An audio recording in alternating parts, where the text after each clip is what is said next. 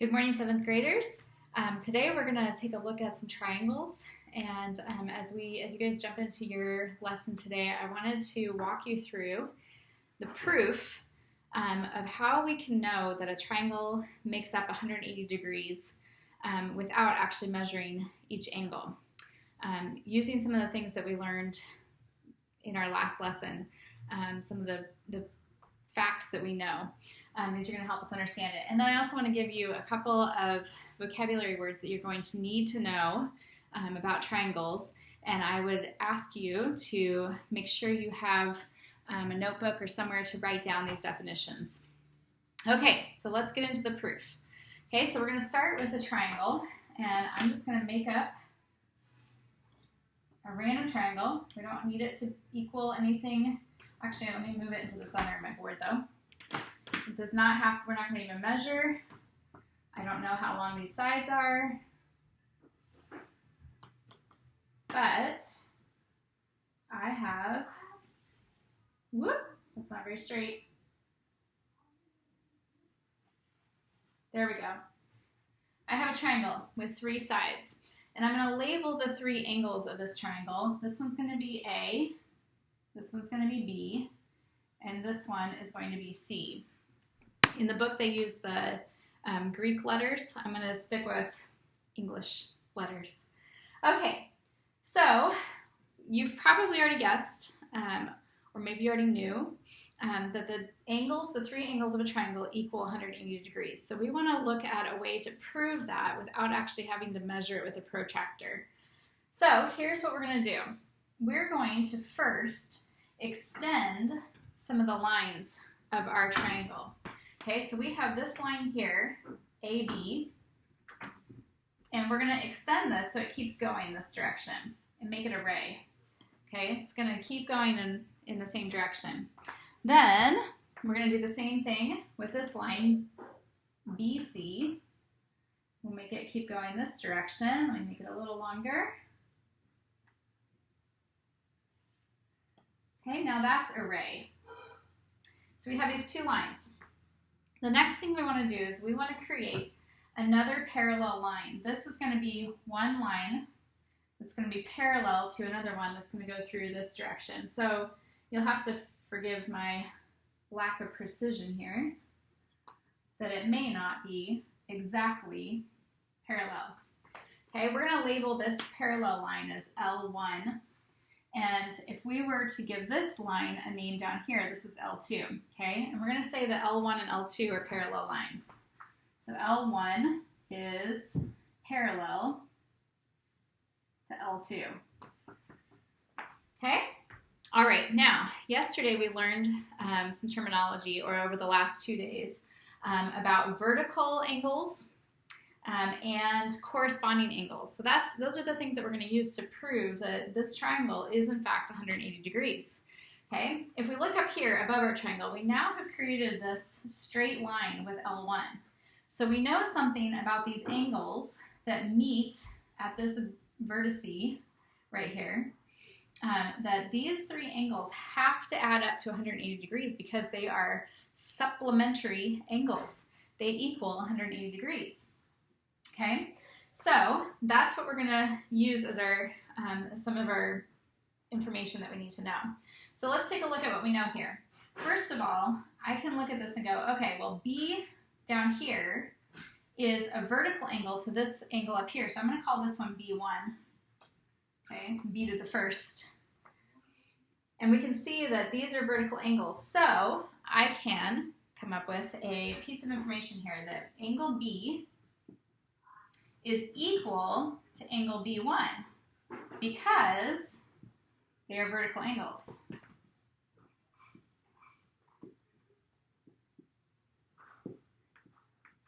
Okay? Okay, now let's see what else we can come up with here. A is our diagonal line, and it is being intersected by 2 parallel lines here. This one down here, L2, and this one up here, L1. What that means is that this angle is a corresponding angle to this one because it's running through 2 parallel lines. So we're going to say that angle A and angle A1 are corresponding angles, so that means that they have to be equal. Okay, so angle A is equal to angle A1 because they are corresponding. Okay? Okay, we can figure out one more thing. Sorry, my screen keeps going dark on me. Okay, so we have, again, another angle where we have a diagonal line that's running this direction, and it is intersected once again by two parallel lines, L2 and L1. Okay, so what that tells us is that this angle C and this angle, which we'll call C1, have to be equal as well because they are corresponding angles just like the A angles. Okay, so we can make this, come up with this fact. Angle C is equal to angle C1 because they are corresponding. Whoop. Okay, so we have just figured out that the angles inside this triangle are equal to the three angles that make up this straight line. And we already said that these angles up here are supplementary. We know that because they make a straight line, they have to be 180 degrees. And because these three angles correspond to those three angles, that must mean that the angles inside our triangle also equal 180 degrees. Hopefully the visual of this helps you understand what the proof is in the textbook. Okay, so maybe you read it and you understood perfectly, but sometimes hearing it and being able to walk through the steps is helpful. So that is our proof that a triangle is in fact 180 degrees.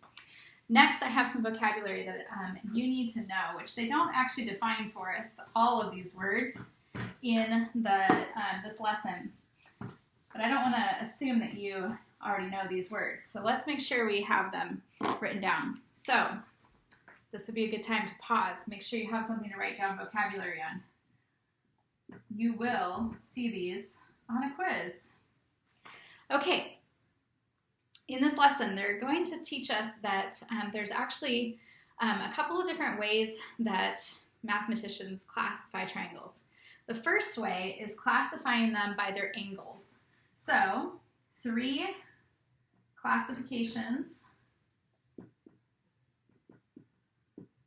by angle.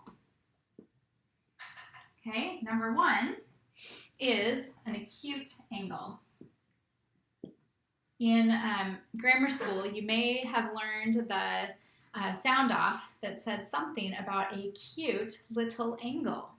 Okay, an acute angle means that all 3 angles are less than 90 degrees. Okay, so a triangle with an acute triangle would have maybe like this. Okay, all of those angles are less than 90 degrees. The second kind of triangle, classified by angle, is an obtuse triangle. And you may have learned in the sound off in grammar school that it is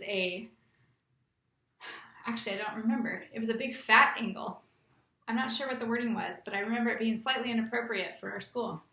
Okay, so an obtuse angle has one angle that is more than 90 degrees. What?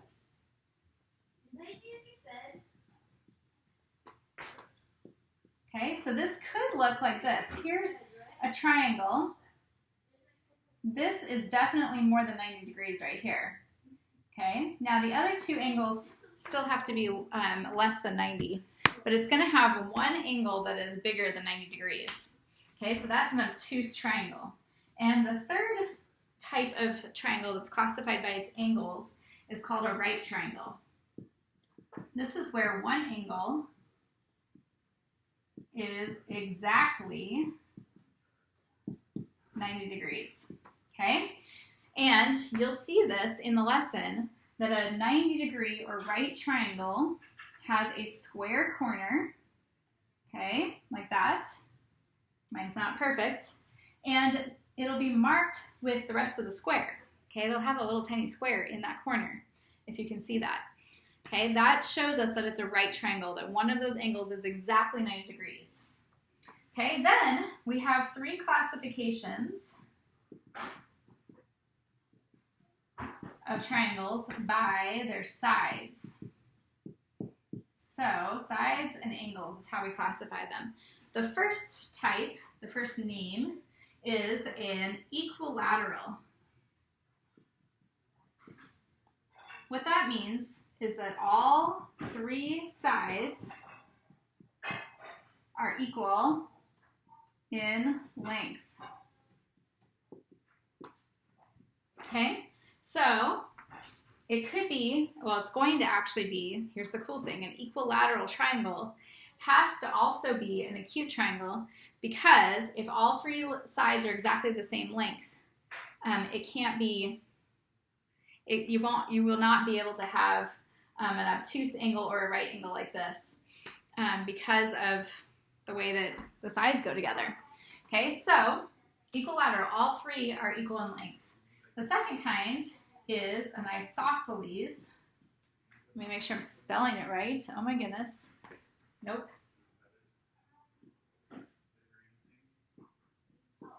Okay, an isosceles triangle has two sides that are equal in length.